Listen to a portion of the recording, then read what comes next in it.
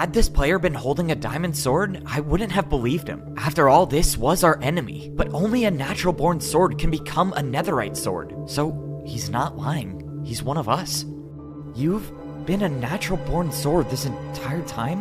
Why are you fighting us? I do apologize for that.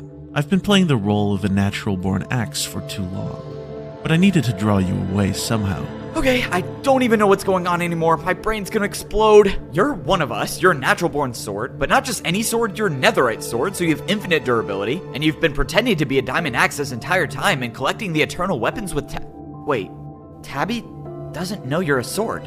No, she doesn't. And because of that, we pulled off the impossible of collecting all 5 eternal weapons. I expect she'll figure out who I am sooner than later. Of course, I'm hoping that our plan to save the world will help distract her from the pain. Hearing the player known as Clownpierce say that reminded me of myself. I thought Tabby was a sword for my entire life, and Tabby spent her life thinking that Clownpierce has been an axe. Hold up, you didn't say your plan to save the world, you said our plan. You drew me away from the other diamond swords for a reason, right? I watched as Clownpierce walked over to the video journal machine. Honestly, this right here might have been the moment where Clownpierce and I became friends. I could tell right away, this guy appreciated a good video journal. So much that he incorporated video journals into his plan to save the world. Before meeting Clownpierce, I thought this machine right here was only used to make copies of all video journals that have been recorded. But apparently, this master video journal machine can be used to share video messages through any machine in the world.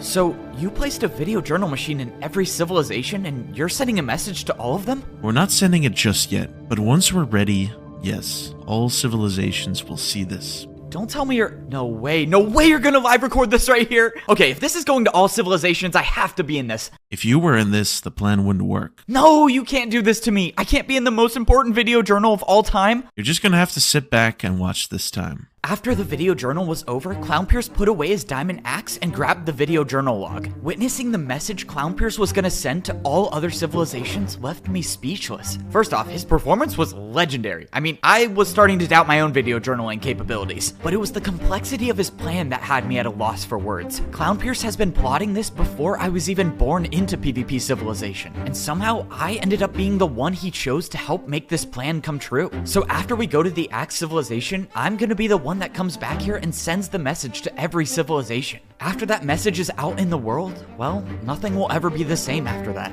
The thing about Clownpierce's plan is I wasn't just being used as the messenger for his video journal. I was the main part of the plan. With the message he recorded for the other civilizations, I had a lot of questions about my role in saving the world. Apparently though, Clown was gonna answer all my questions, which was a relief because I am tired of not knowing anything. I thought we were going to the Axe civilization, but Clownpierce took a detour and started running to the structure at the center of our world. I thought he was leading me back to the top of the sword civilization, but instead he started swimming up the waterfall. Out of all the times I've been to the center of PvP civilization, I've never been to the top of this structure. When I made it up there, Clownpierce and I were standing there surrounded by 5 giant statues. The carvings of the eternal bow, the eternal axe, the eternal trident, and the eternal sword stood tall in each corner. And above us, completely suspended in the air, was a giant rock in the shape of the eternal shield. We were standing in the true origin of every player in PvP civilization. Every player that's not a shield, of course, but every sword, trident, bow, or axe, they all spawn from this place. In fact, while Clownpierce was telling me this, we saw a newborn trident just spawn in right in front of us. But Clownpierce didn't bring me all the way up here just to show me that. I saw him standing below the statue of the broken eternal sword, and he began to tell me a story that explains everything as to why the swords face extinction and why the eternal weapons are so important in this world. It was the story of the first player in PvP civilization. The first player was born as a sword, and they were far more skilled at any other player in PvP, so much that they were able to collect every eternal item by themselves. By then, the other civilizations were already fighting each other for survival, which is what led the original sword to use the power of the eternal weapons. Within the structure at the center of PvP civilization, the original player hit 5 armor stands with every eternal weapon, granting them 1 wish. In an effort to make sure that the sword civilization lives on, the player wished for the infinite durability of the eternal sword to be shared with every natural-born sword. Whoa, so that's why it's broken, right? Every natural-born sword has like a little piece of the eternal sword in them. That wish is what paved the way for the swords to ruin the world. What do you mean, ruined the world? What happened? Can you stop putting your shield up? This is just wasting time for both of us. If what I'm doing helps Ebbo and the other swords, Then it seems like there couldn't be a better use of my time.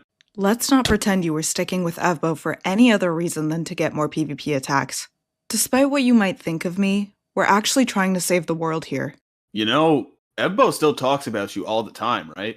You might not care at all, but to him, you're still his best friend. I remember when Ebbo first saw you, and already he was bribing me for a chance just to talk to you again.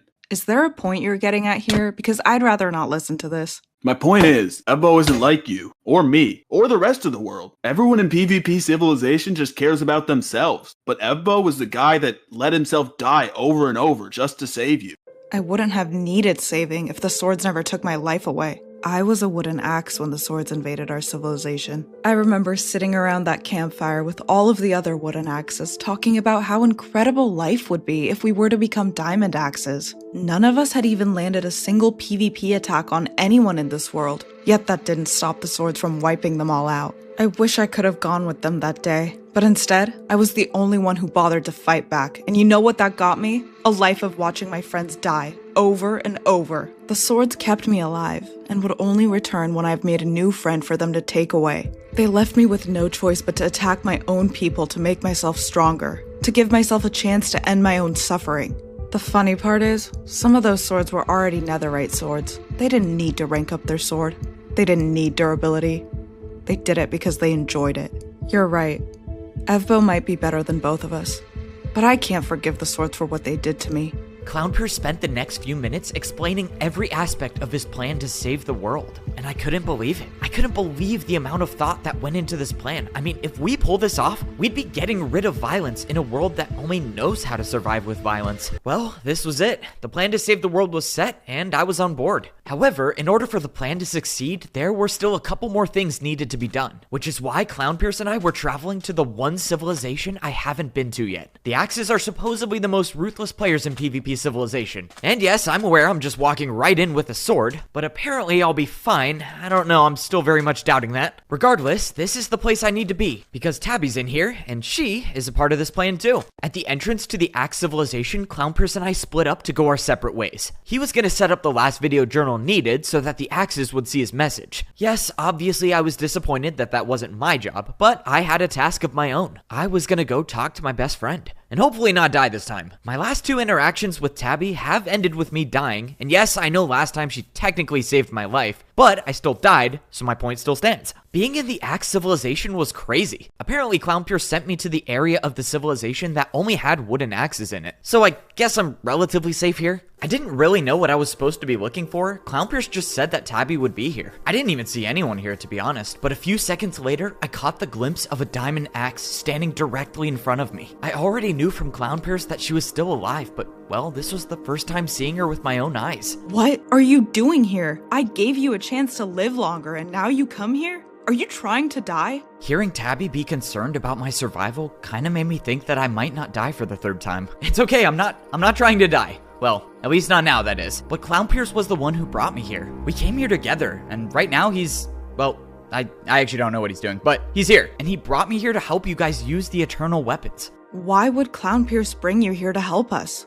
And why would I ever believe that you would help us get rid of your own family? Because I know what you've been through. I know you've lost everyone you've ever cared about. And if I went through what you did, I also probably wouldn't allow myself to trust a sword. You might not believe me, but you're my best friend. And if you believe that wiping out the swords is the best way to achieve peace, then I'm gonna stick with you. I do have one request though, if you're willing. It's not that crazy. I just want to know if my guard friend's alive. I didn't expect this request to go through, to be honest, but then I realized I was standing in front of my guard friend this entire time. You've been here through this whole conversation? Sorry, man, I didn't know you became a diamond shield.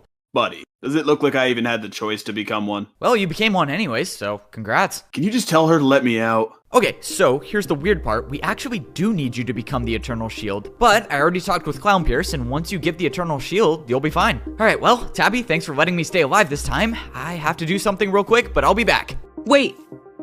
You know what we plan to do with the Eternal Weapons, so you must know that there's a chance this gets rid of you for good.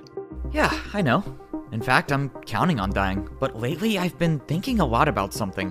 When I was a wooden sword, I thought my enemy was the one I was supposed to fight. That player gave his life for me, and now when I look back, I realize he was never my enemy to begin with. The bows, axes, and tridents all think the swords are the enemy, so maybe it just takes dying for them to realize that we're not. You know what I think? I think it's easy to fight back against your enemy, and I think it's hard to forgive your enemy, but someone who gives you their life, that's someone who's never been your enemy.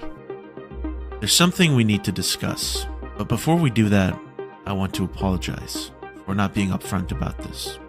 The Diamond Swords let me back into the Sword Civilization, but I still owed them a big explanation. I promised them that after I do this one last thing, I will give them the entire plan, start to finish, and everything will make sense after that. So, that brings us to the last task, which is showing Clownpierce's message to the entire world. I was just about to send it, but then I realized there was already a journal in here, and it was from Parrot. Huh, alright, well, I guess I can afford a couple minutes to watch this. Allow me to explain my plan. The respawn power is currently owned by you. You're the one who bought the room, but Prince Zam is proof that others can use the armor stand as long as they get access to it. And obviously that makes dying something risky for you, who shouldn't be worried about dying. Stopping other people from getting access to the armor stand is necessary to protect you, which is where the information I learned comes in. You can only close your door from the inside, so anytime you leave to rank up, any player has the time to steal the power for themselves. However, according to the shield, your door closes 30 seconds after you rank up to become a stone sword. Knowing this, the diamond swords can use this information to protect you every time you respawn. If the diamond swords teleport back to the wooden sword level every time they anticipate you dying, they can guard the door until it closes, and no one will be able to steal the power. All it takes is 30 seconds of waiting, and the respawn power will be guarded from anyone on the outside. Going through this routine might give you all an opening to get rid of Prince Sam's respawn ability as well, which is necessary to make this plan effective. If this plan is done right, the swords might just have the strength to outlast whatever comes next with the eternal weapons. I'm not gonna lie, seeing a video journal message from Parrot always gets me a little nervous. I mean, before this one, he was like 2 for 2 for sharing the worst messages possible. However, this message, I was not expecting at all. I will say, Clownpierce and I already have the plan laid out to save the world, but honestly, Parrot's idea changes the entire game. His idea might have just been the missing piece that will tie this whole thing together and make this work. Alright, it's time to send the message. Once I send this, the bows will see it, the tridents will see it, and the axes will see it. And after that, well, it's just me against the whole world. Alright, let's do it.